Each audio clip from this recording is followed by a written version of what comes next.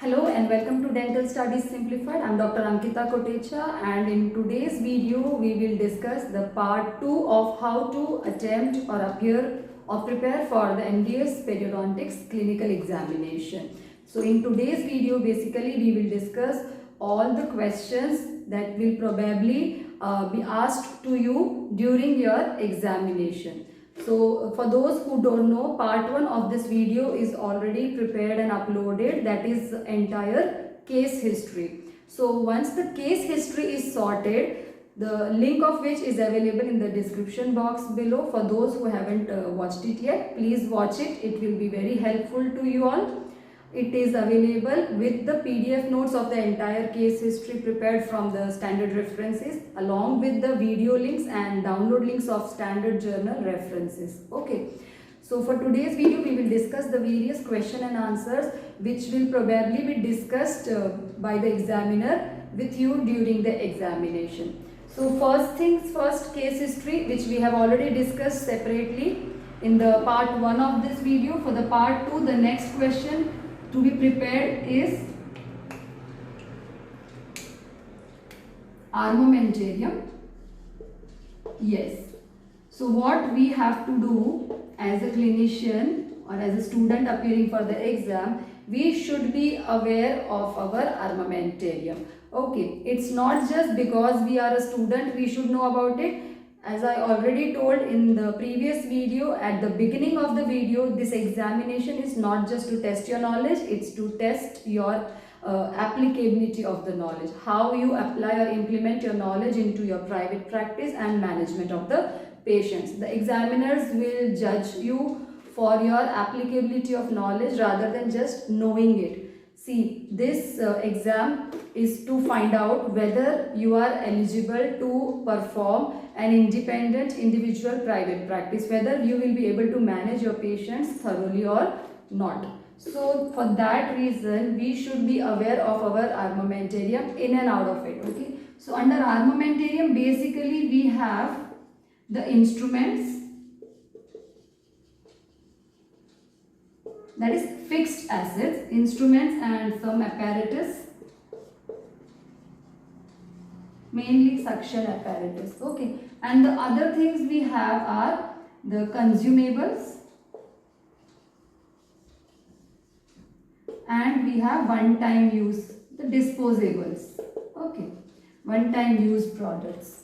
Clear? So what I want to tell here is, go to your department, sit in the instrumentation room and go through all the instruments thoroughly. What we should be knowing about them is, first is specifications. Okay. For those who don't know, there are specifications of the handles as well. Okay. The Baab Parker knife. Okay. The handles. Clear? So those BP handles and any other handles, if there is any variation in your department, your department uses something else, please go through the specifications of those instruments, especially the handles. Clear? This is one question which is asked in the exam, specification of the handles. Okay. Similarly, specification of all the instruments should be known to you. Okay. We should be aware of the specifications of all the instruments that are present on our surgery table. Clear? And when I tell about apparatus, for the apparatus, mainly we have suction apparatus. So we should know the type of suction apparatus it is and how it works. Clear?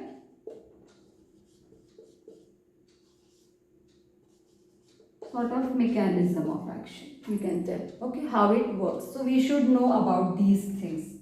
Clear? There are many other such things present on our surgery table and around our surgery table. Okay. So if we count, there are countless number of things, but these are the main questions, the most commonly asked questions we should be aware of. Clear? Because these are the things which are associated or are in close proximity of the patient's mouth. Suction, because we are going to use it inside the patient's mouth, and the instruments, we are going to use it inside the patient's mouth. So that is why we should be aware of these things. Clear? Similarly, for the consumables, Mainly the consumables used are chlorhexidine and povidone iodine.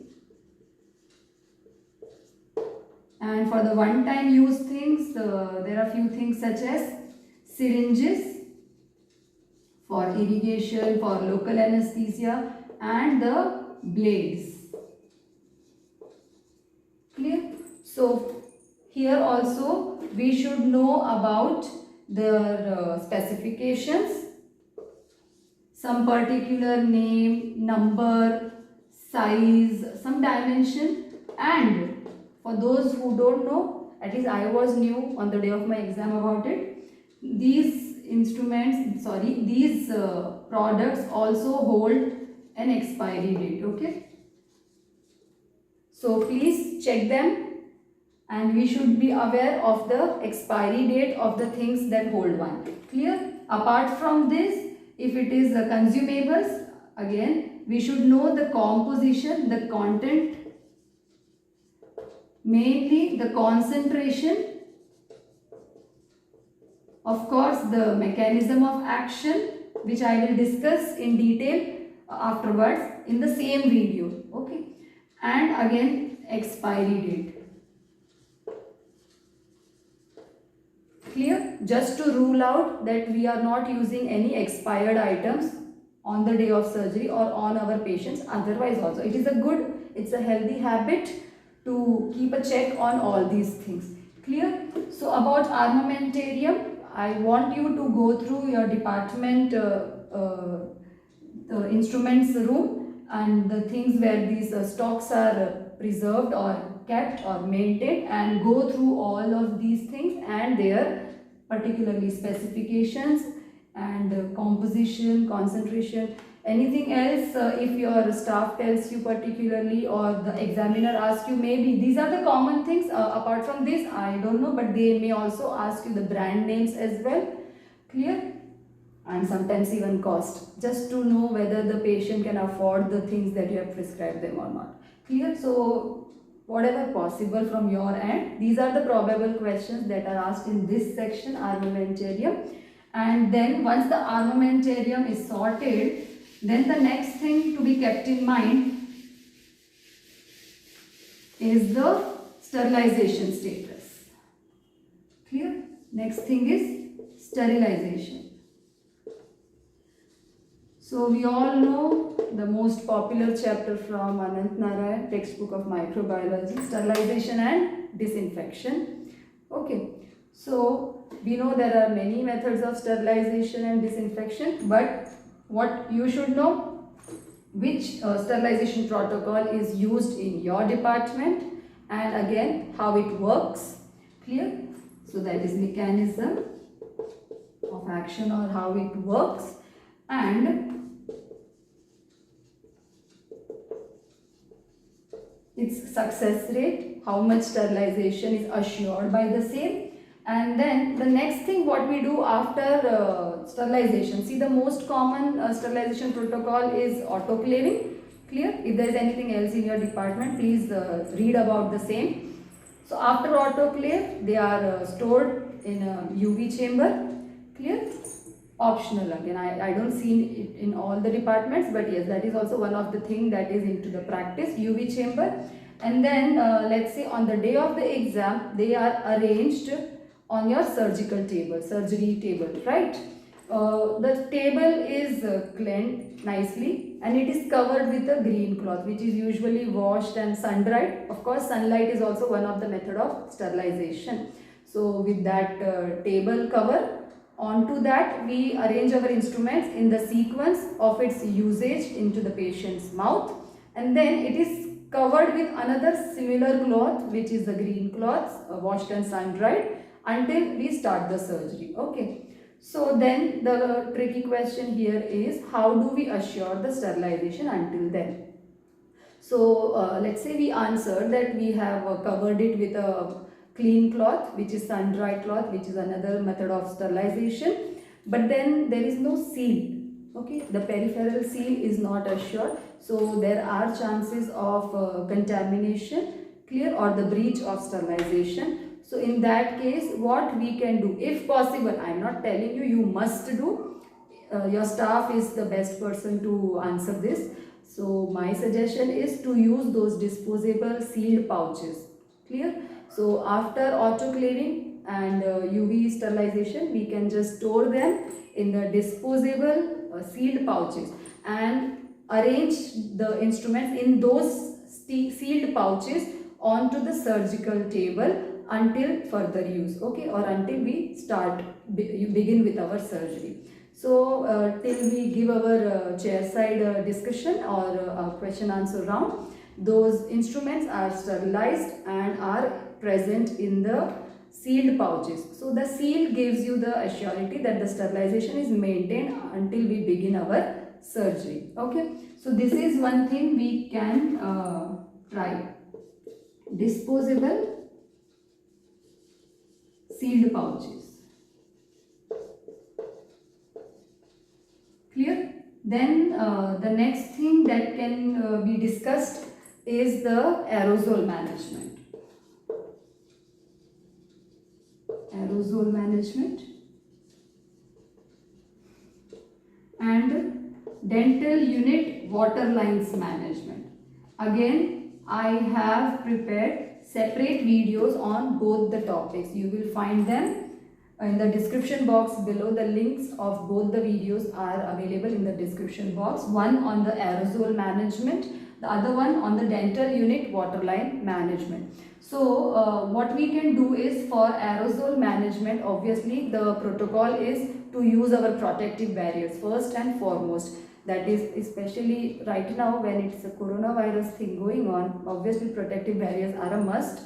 But otherwise also, in otherwise conditions also, when this pandemic was not there, the guidelines tells that we have to use all the protective barriers, not just one, all. It's mouth mask, then we have eyewear, we have a head cap, we have the gown, PPE kit and gloves, and those covers for our footwear also. Clear? So all those things, and then we should perform the treatment. Clear? And then this is just the beginning. The barriers, especially the mouth mask, has to be kept on even after the patient is discharged from our clinic. Okay, even after the treatment has completed, we have to keep our mask on so that we don't inhale any of the aerosols that are generated. From our end, first thing is PP barriers, okay, all the protective barriers. The next thing we can do is use of a pre-rinse, that is commonly with the chlorhexidine mouthwash, which I will discuss in detail later on. So the second thing under aerosol management can be done is the use of a pre-rinse with mouthwash, that is chlorhexidine most commonly. So chlorhexidine, let's say 0.2%, 10 ml for at least 1 minute, 30 seconds to 1 minute, and then spit it out.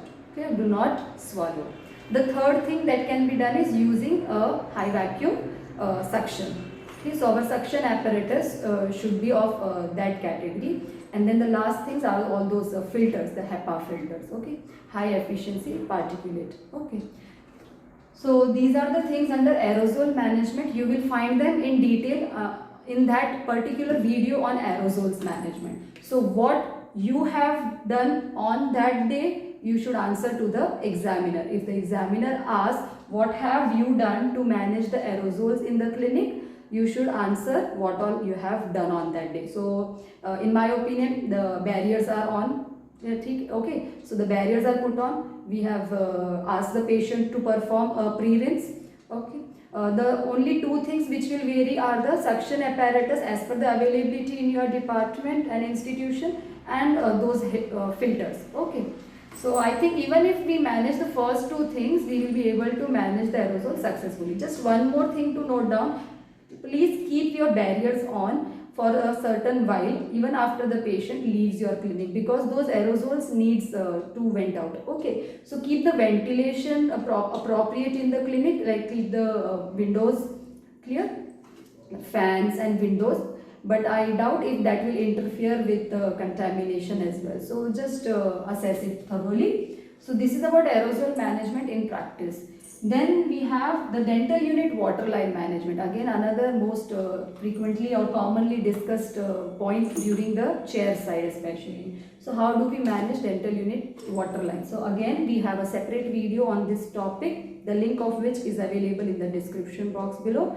But you have to answer what you have performed on that day. See, practically what we can do is we can keep the water lines clean by flushing it out for at least 2 minutes at the beginning of the day. Okay, at the beginning of the day, the flushing lines, the lines should be flushed, the water lines should be flushed for at least 2 minutes at the beginning of the day, just to displace or remove the biofilm that has been created or accumulated overnight. And then in between patients, see, there is no point of in between patients on the day of the exam, I assume. But still, for the sake of answer, we should tell them that for in between patients, the flushing time is 30 seconds. Okay, and we can also run with the certain materials. Okay, certain consumables such as iodine or silver ions and all those nanoparticles. We have all those cleansing liquids available for the water lines particularly, but we have to check the compatibility with the water lines available in your department. So check with the manufacturer's instructions and all those things associated. Okay, so these are the few things we can do for dental unit water lines. One important factor in dental unit water lines, just go through that video, we have it in detail, but here just to summarize quickly, I am giving you the information.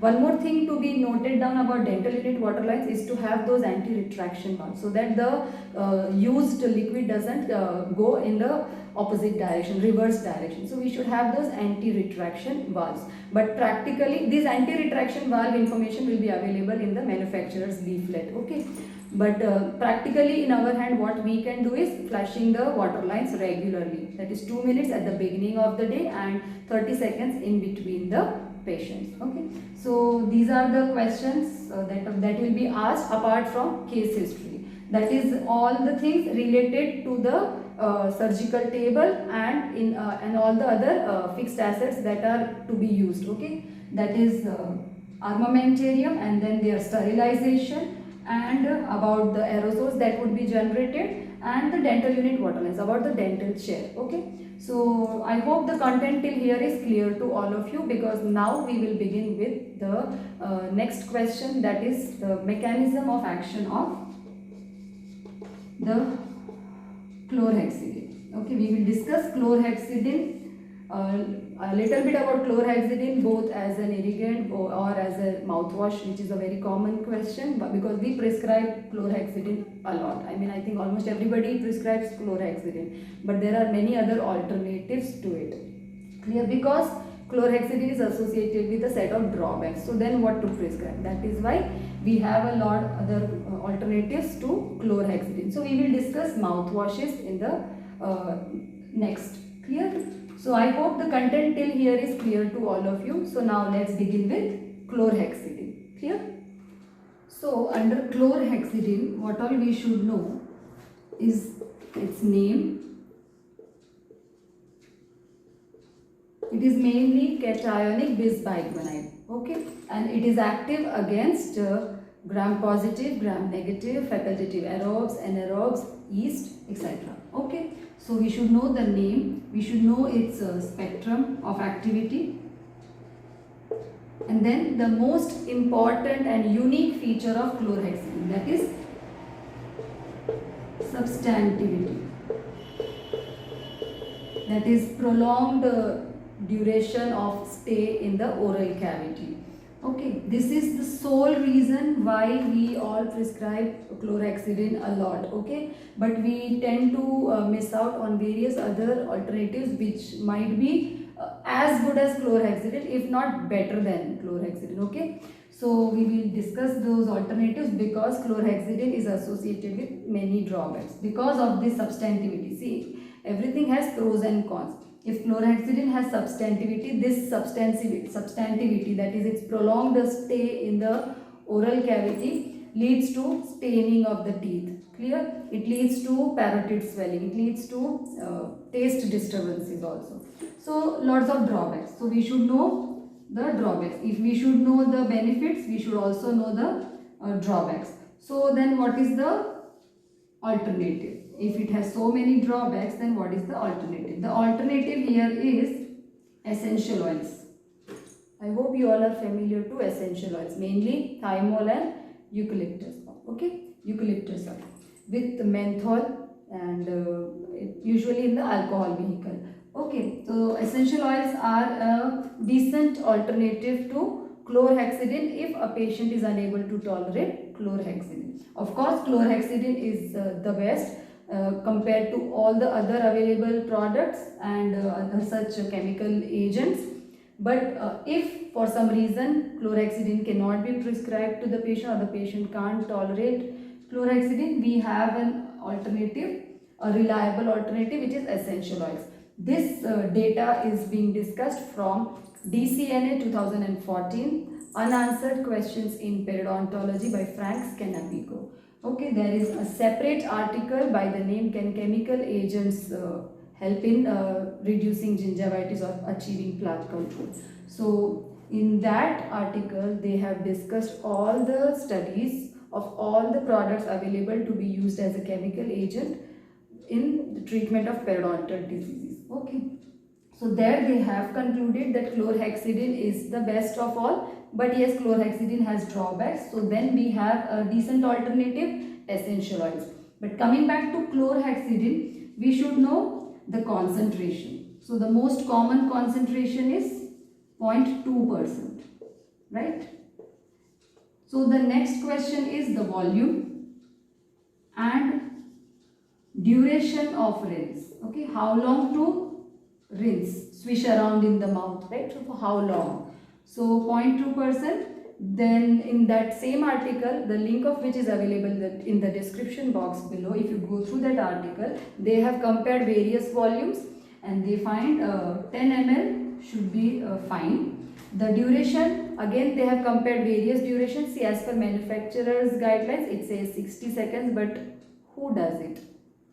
So then they have compared 60 seconds, they compared with 30 seconds and 15 seconds, and they found even 15 seconds works. Even after a session of 15 seconds of mouthwash usage, the teeth and all the oral mucosa looks like covered with the mouthwash. So the substantivity thus begins. Okay, so that means even 15 seconds should be fine.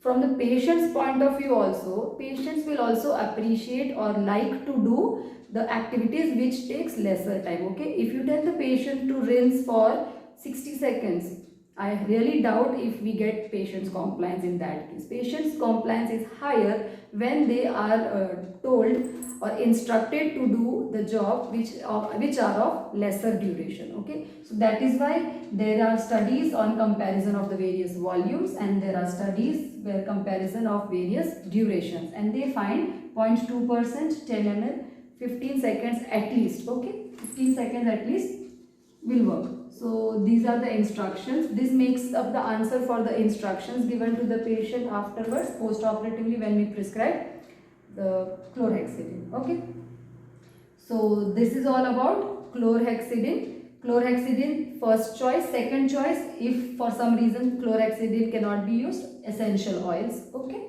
and then about chlorhexidine, the concentration, volume and duration of the rinse.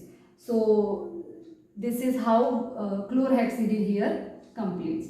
So now we will proceed to the next question. Okay, so the next questions are blood loss and general rules of surgery,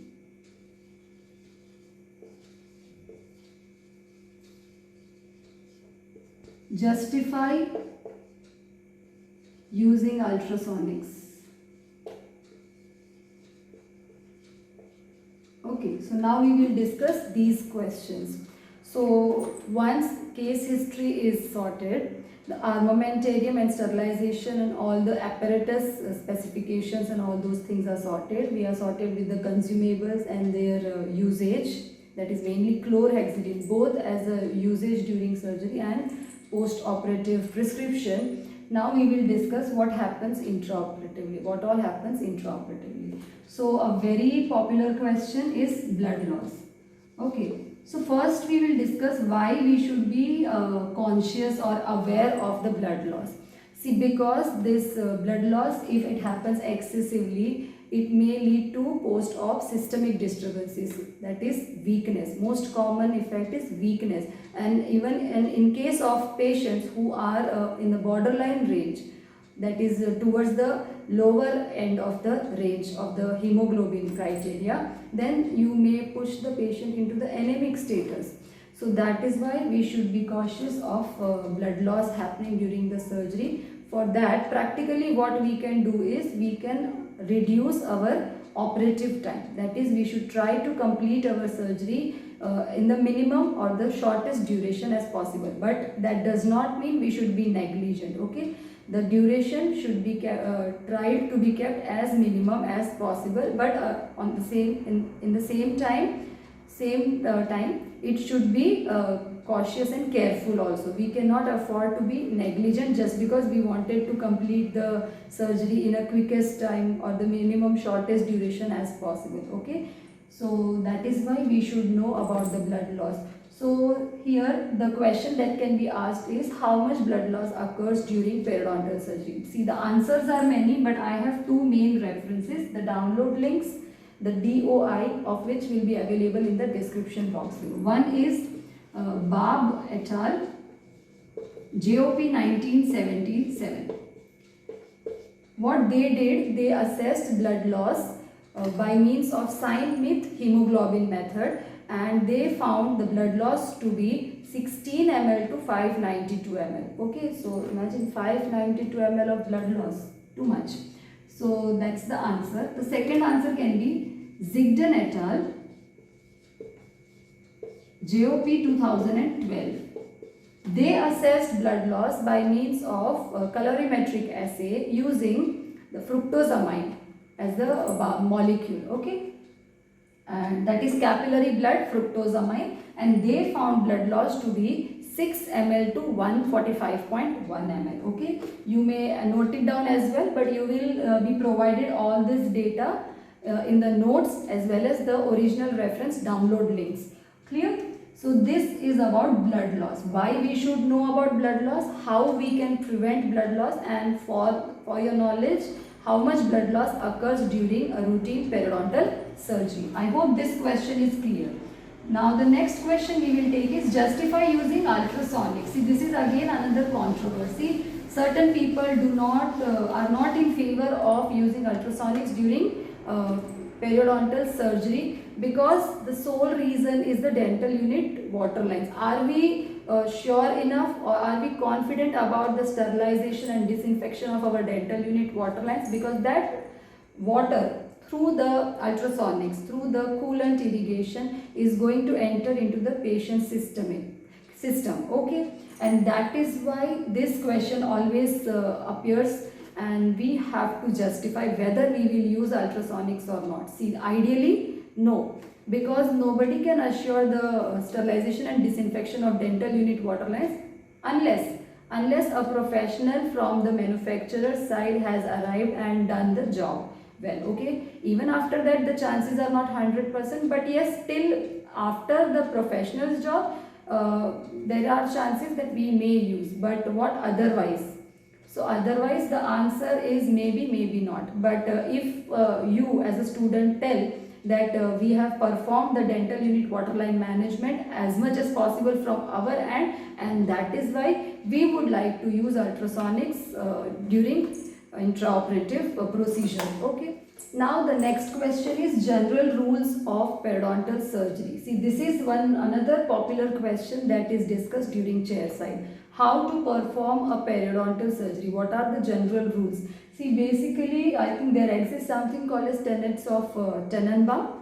Okay, and the same thing is refurbished by Gary Greenstein in his article GOP 2009. I will write it down for you. The DOI is available for download in the description box. Gary Greenstein, kindly excuse my pronunciations.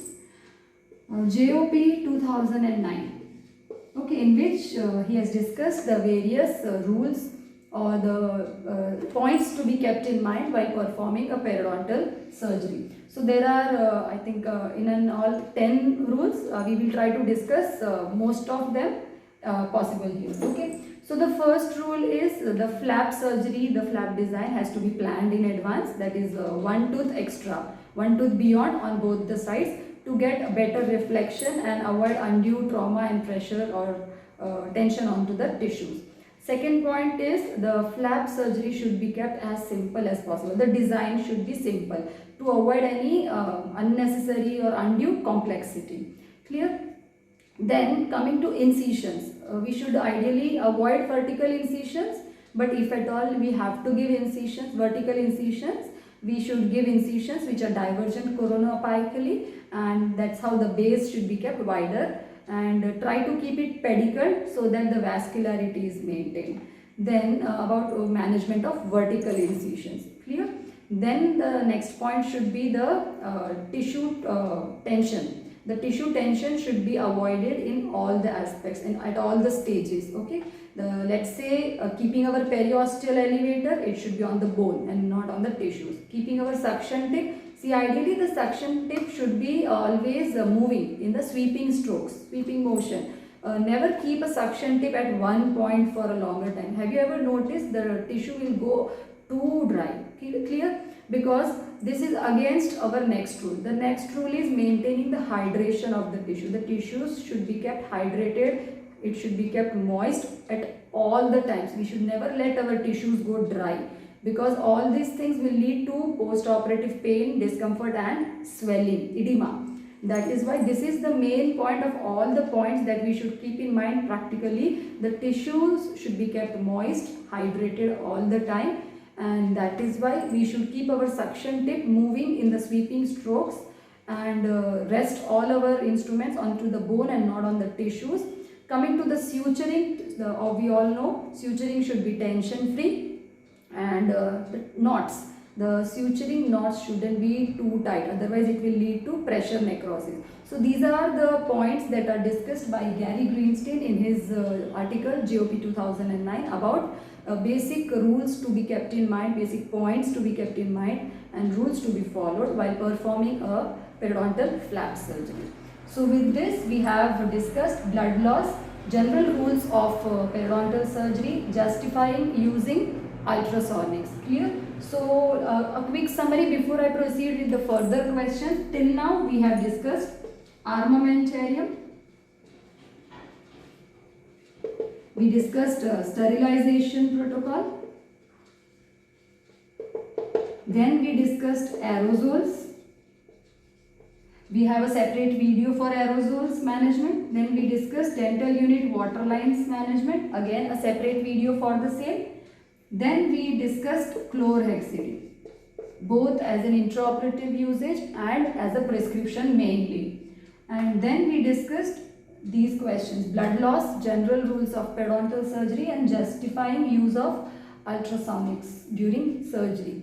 So I hope the content till here is clear to all of you. If you have doubts, do let me know in the comment section below or onto my email ID, and I will teach the matter once again to you. I will help you out to the maximum possible from my end. Okay. So with these topics being completed till this moment, now we will proceed with the next set of questions, that is trauma from occlusion. Again, one most popular question discussed during chairside, trauma from occlusion, and the various flap designs that can be implemented or performed during the surgery. So the next set of questions are trauma from occlusion and flap design and management. Clear? So talking about trauma from occlusion, again I have a separate video made on diagnosis of trauma from occlusion, the link of which is available in the description box below. Please go through that video, which has all the details about how to diagnose trauma from occlusion. But to briefly summarize, see, trauma from occlusion can be diagnosed clinically and radiographically. It can be diagnosed, but confirm the confirmation of trauma from occlusion can be achieved only by histological studies. So that is not possible in every case. So for that we have to manage with clinical and radiographic findings. Clear? Then talking about the role of TFO, whether it is etiology or it is a risk factor. So the answer here is it is never an etiology. For that you have to quote all the studies that has been conducted in the past.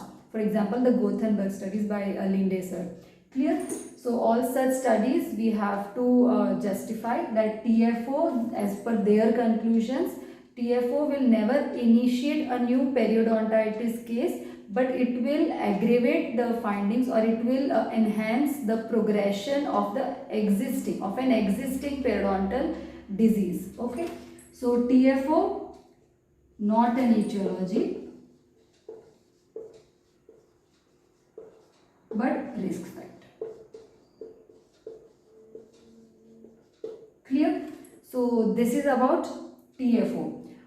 Please watch my video. I am reminding you once again, in that video we have discussed the clinical findings, radiographic findings and the Fremitus test. Okay.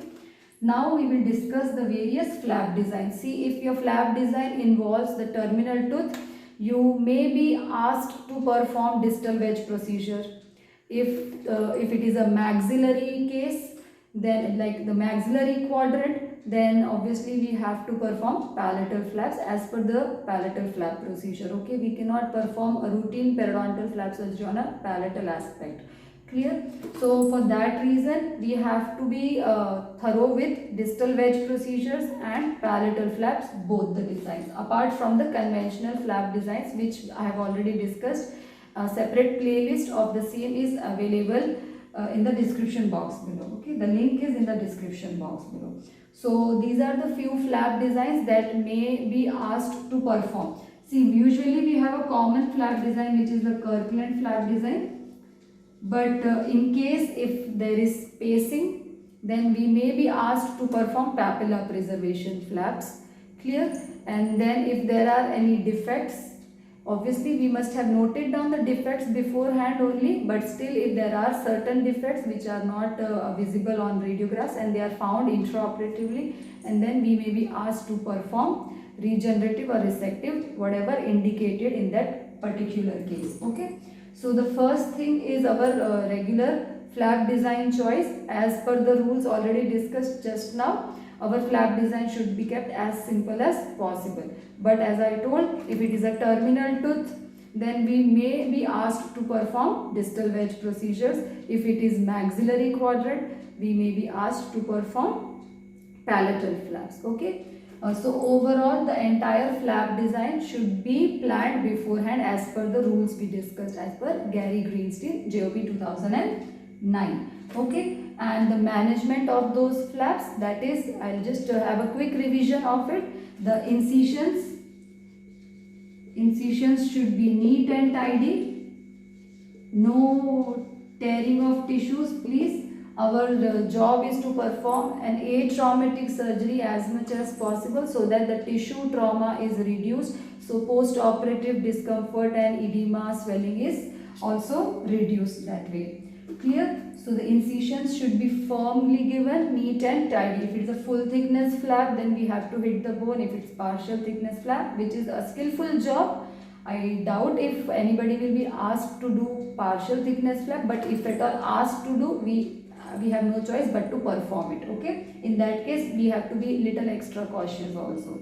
And then reflection, use an appropriate instrument, that is the elevator, and appropriate reflection just to reflect the bone margin. Okay, the marginal bone, the bone tooth junction, only that must be exposed.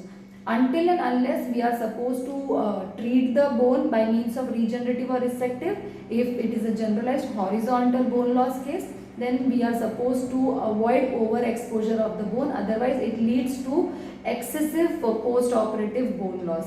Clear? That is why we have to maintain the amount of exposure of the bone. Unnecessary exposure of the bone is not required until and unless we are supposed to manipulate bone by any means. If it is a horizontal bone loss case, just expose the marginal bone, that is the tooth bone margin. The tooth bone junction is just visible. Okay, so that is how reflection has to be done, and the elevator has to be placed onto the bone and not onto the tissues. Otherwise it will lead to unnecessary trauma to the tissues. Okay, and then we have to perform debridement. Debridement should be combination of both hand instrumentation and ultrasonics. Ultrasonics, as already discussed, justify yourself and only then proceed, so that the examiners will be satisfied with your procedure. Okay, otherwise do not use ultrasonics if you are unable to justify or satisfy the examiners with your answers, or if the examiners don't allow you to use one. Okay, in that case only hand instrumentation should be used. Clear? After that, check for any defects or any other manipulations that are required after a clean and clear debridement. Again, during the debridement, during the entire procedure, once the reflection is complete, maintain the hydration of the tissue, keep them moist. Clear? And arrest bleeding as much as possible. We have to maintain the blood loss also. We have to keep the blood loss to the minimum by reducing our operative time and doing a traumatic procedure as much as possible. See, blood loss is going to happen, but how much, that is in our hand. So from our end, what we can do to reduce the amount of blood loss, we can reduce our operative time, and we can make our procedure, we can perform our procedure in a more neat and tidy manner with as minimum trauma as possible. Okay, so once the debridement is clear, the area is clean, free from all the types of oral debris that are possibly present in an oral cavity, then comes the suturing part. So then we have to perform suturing. So this is our next question. For this, we should be aware of all the suture materials present in the department at least. If not everything, at least the things present in the department, the things that you are going to use onto the patient in front of the examiner, you should be aware of that material, the length of the suture material, the needle dimension and specification, the material of the needle, and the technique. Clear? Apart from the suture material and the that is suture thread and the needle, we should also be aware of the various techniques that are indicated in a particular case scenarios. So which technique are we going to use or perform onto our patient on that day in front of the examiners? Justify the technique that we are going to use on that day. The most common technique is interrupted sutures, but if the examiner asks you to perform any other technique, we should be able to, and that is why we all have suture model included in our syllabus, so that we practice all the suturing techniques onto that suturing model, which is also kept in display on the day of exam. Okay, so for this reason we should be aware of all the suturing techniques and especially justify the technique that we are going to perform on our patient on that day. Okay, so this is all about suturing. Again, while suturing, the main point is tension free. First point is tension free, second point is primary closure. Okay, this primary closure is essential to obtain healing by primary intention. Otherwise, if the primary closure isn't achieved, healing by secondary intention will take place, which will be of a longer duration relatively. Clear? So this is about suturing. So we have discussed suturing and the probable questions around it. And then the last question, not last, I think third last. So pack or no pack. Again, one controversy, pack or no pack. See, don't get upset, don't get frightened by this question. It is not a controversy in my opinion. It is more of a personal or individual preference, rather I would say. It is better to call it as a personal individual preference rather than a controversy. Giving a pack or not giving a pack, see, giving a pack or not giving a pack will not have any significant effect on our surgery performed. Clear? But for that we should be able to have a complete compliance of our patient also, okay? Because this is the thing in case of periodontal treatments. The prognosis henceforth is in the hands of the patients, more in the hands of patients rather than the doctor, the clinician. No matter how wonderful surgery we perform, but if the patient doesn't maintain, it will all go waste. So coming back to the periodontal dressings, again we should read about periodontal dressings, the advantages of periodontal dressings and the drawbacks if any. Clear? The various materials, like we have the one which you have in the department commonly, we had Copac, we also have cyanoacrylates, adhesive dressings, okay? So we should know about the various periodontal dressings that can be used, and also the indications, when to use or why to use, why not to use, okay? So whatever you decide for your patient, whether you are using, justify why you want to use. See, the common reasons we can give for justifying why we want to use a pack is to keep the area protected from any external or any environmental exposures, any external disturbances, because if you think your patient is not that educated, see, we should not judge the patient, but yes, we note down their occupation or their educational status or their socio-economic status, just to have an insight into how much compliance we can expect from that patient. See, a doctor patient and an illiterate laborer or maybe some other occupation who is of a very poor socio-economic status, who does not have accessibility to any means of knowledge, we are not here to judge them. We will give the same amount of instructions and reinforcement, but the application, the implementation of the same, who do you think will perform better, a doctor or an illiterate person? Obviously a doctor, or rather I should say an educated person.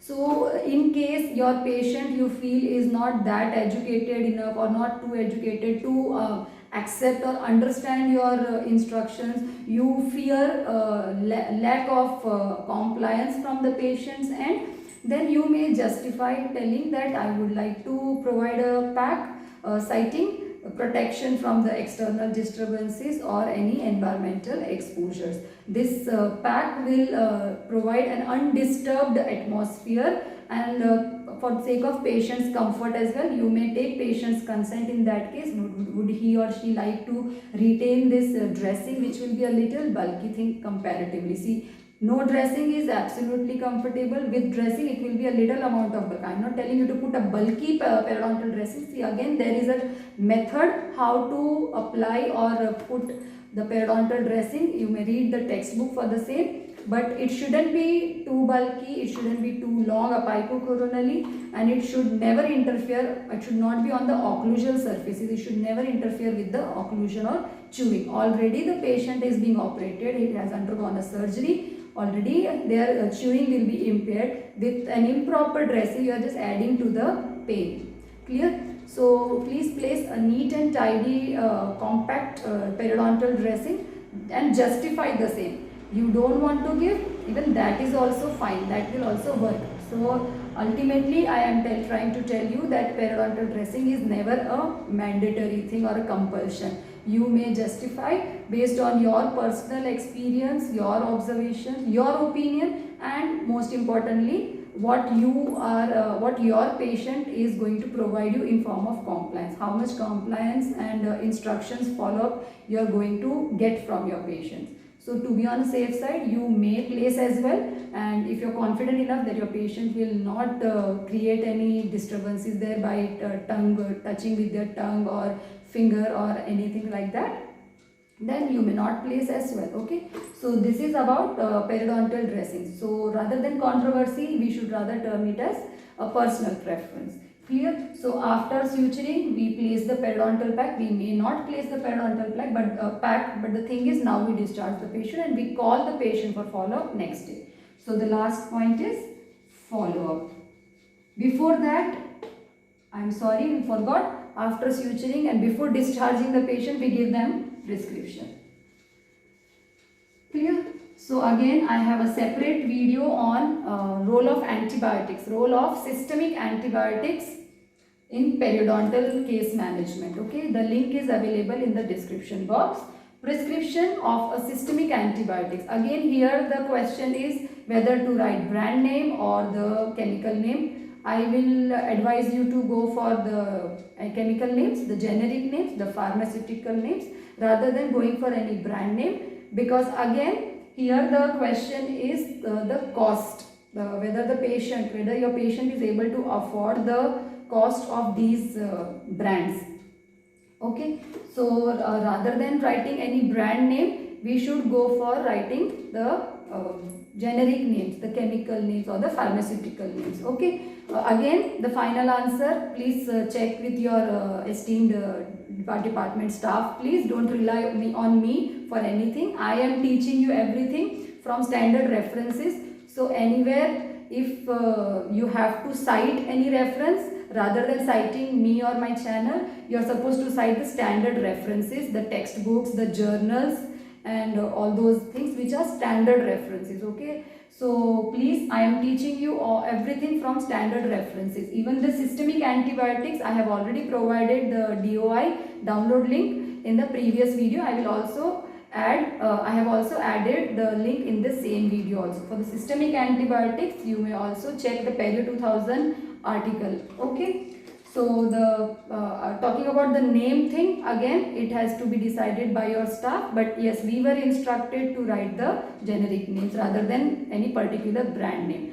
Okay, so the prescription includes antibiotics. So which antibiotics? There are lots of antibiotics which can be used in periodontics, but the most common and the most proven one are the combination of amoxicillin and clavulanic acid, 500 mg and 125 mg, that comes up to 625 mg thrice daily. And then the next antibiotic that can be prescribed is metronidazole, 400 mg, again thrice daily. Now the question is for how many days? 5 days, 7 days, 3 days, how many days? So again this answer is addressed by lots of studies. There are many studies that they conducted. They compared a 7-day regimen versus 14 days regimen, and they found out 14-day regimen was better one. But this is about the study that I am quoting from Perio 2000 journal. But I will again request you to discuss this question with your department staff and follow their instructions. Their instructions are final and binding. They are the authority. Clear? So this is about prescription. So your prescription includes systemic antibiotics, and one additional thing should be mouthwash, which should be started a day later. Okay, not immediately, so that the primary clot is not disturbed. Okay, and then you have to give the post-operative instructions, mainly no brushing, only mouth rinsing for at least the 3 days. Mouth rinsing should be started from the next day. Okay, similar instructions which we give to our oral surgery patients as well. Periodontal surgery patients also should receive the similar set of instructions. Take the what you call NSAIDs, okay, the painkillers immediately, and then the prescription, or let's say SOS also. Depends on the patient's tolerance level. If you think the patient is apprehensive and he or she will feel lot of pain, then give them a proper regimen to take the prescriptions time to time, so that they don't get pain. Okay, but if otherwise the patient is tolerant to the pain, then you may prescribe SOS as well, but one immediately after the periodontal surgery, so that, because what happens immediately after the anesthesia wear off, then they start to feel pain. Clear? That is why it is advisable to give one painkiller before the effect of anesthesia wears off. Okay, so that the patient don't feel that pain and discomfort. And for the later days, depends on your patient's tolerance. Okay, so these are the things that can be added in the prescription: antibiotics, the painkillers, and the mouthwash thing. Any other thing pertaining to the case, let's say you found dental hypersensitivity, prescribe one desensitizing agent containing toothpaste. If you find any embrasures, prescribe the interdental aids relevant to that embrasure, and so on. Okay, so once the prescription is completed, our job is to teach the entire prescription to the patient and get an answer whether they understood it or not. Okay, it's not like I am teaching you from my end and I'm not bothered whether you are able to understand it or not. I should be able to find out an answer whether you understood me or not. Only then I will be able to make further videos. Okay, so this is how it works. So even in case with your patient, it's not your job to just tell everything to the patient and okay, go, come tomorrow. It's not like that. Find out from the patient whether they understood your instructions or not. So what you can do is, you can tell the patient to repeat what he or she was explained just now. So let the patient repeat the entire prescription, entire instructions, all the instructions that has been given to him or her. Okay, find out an answer whether they understood it or not. Only then patient's compliance can be expected. It's not like we tell them to do so and so thing, take so and so tablets, come tomorrow. That's not how it works. Okay, we have to get an idea whether they got an idea or not. Okay, so after giving the prescription in a good handwriting, obviously, please make sure your handwriting is good enough. So then tell the patient all the things about prescription regimen and the instructions. Ask the patient to repeat the same so that you find whether the patient understood it or not. Once you are confident that the patient understood your instructions and prescription, and you are confident that he or she will stick to the regimen, patient compliance is fair enough here, then you may tell the patient to leave the setup. But again, leaving the setup after checking few things. One is the blood loss arrest, arrest of bleeding, clear. And second, ask the patient whether he is systemically feeling well or not. Is there any weakness or anything else that is disturbing him or that may hinder his journey back to his home. So check with the patient whether the patient is confident to leave the setup or not, clear. So there are two main things, arrest of bleeding and the patient's systemic status, clear. And then when the patient arrives next day, we have to do the follow-up. Again, under follow-up, we have to check whether the pack, if given, is in its place. If it's not given, check whether the sutures are intact and the tissue status, how inflamed or how weak they look like to be. And ask the patient whether they took the medicines. How will you find out whether they took the medicines correctly or not? You are supposed to tell the patients to first go take the prescription, buy the medicines, buy all the things written in the prescription, bring it back to you. You will check whether the medicines and all the other prescribed things are given in the correct manner. Check the expiry. See, because for us, we should check the expiry as well and not just rely on the patient for everything. Even if your patient is educated one, it is your job as the clinician to check the expiry of the products, of all the medicines and all the other products such as mouthwash or interdental aids, everything. Okay. So once the patient is discharged from the clinic, then tell the patient to buy all those things and bring it back to you to show you, and you will verify personally whether all the things are correct or not. And then once again repeat the instructions and prescription regimen and tell the patient to stick to the regimen. Come back tomorrow for the follow-up and bring these things along with you. Okay, and in that you will check how many medicines they have taken and whether they have really taken it or not. So we have to check by the medicines in person physically, and not just merely rely on the patient telling हाँ मैंने ले लिया है. Not like that. You cannot just simply rely on the patient. You have to tell the patient to bring the entire prescription things the next day when they come for follow-up. So next day when they come for follow-up, check for the pack if given. Pack is in place and it is not interfering with the occlusion at all. Okay. And then if no pack, then check for the tissue status, check for the sutures in place, and check for any bleeding that is occurring, any pain, discomfort if the patient tells you so, and treat the respective things, do the needful, and check the prescription compliance and the regimen compliance, and then you may tell the patient to leave the setup. The follow-up is completed in this way. Okay. So this is how the chairside is completed. So here we end our topic of chairside discussion. So a quick summary of what all we discussed for chairside clinical discussion. We started with case history, then we discussed armamentarium, the table manners, okay, not the dining table manners, our surgical table arrangement and all the specifications and expiry and mechanism of action, their sterilization protocol in the department, then the apparatus, suction apparatus or the dental unit water lines management, then we discussed aerosols management, then we discussed chlorhexidine, and then we discussed trauma from occlusion, blood loss, justify using ultrasonics during periodontal surgery, general management of a flap and various flap designs that may be asked to perform based on your particular case. Clear? And then we discussed the entire flap surgery technique and various steps and what all the do's and don'ts during the entire flap surgery and the probable questions and answers, followed by suturing, giving a pack or not giving a pack, prescription and follow-up. So this is how the entire Chairside is discussed. These are the various topics, various question answers that may arise during the Chairside. Regarding Viva, I have only few topics to share with you that may become the topic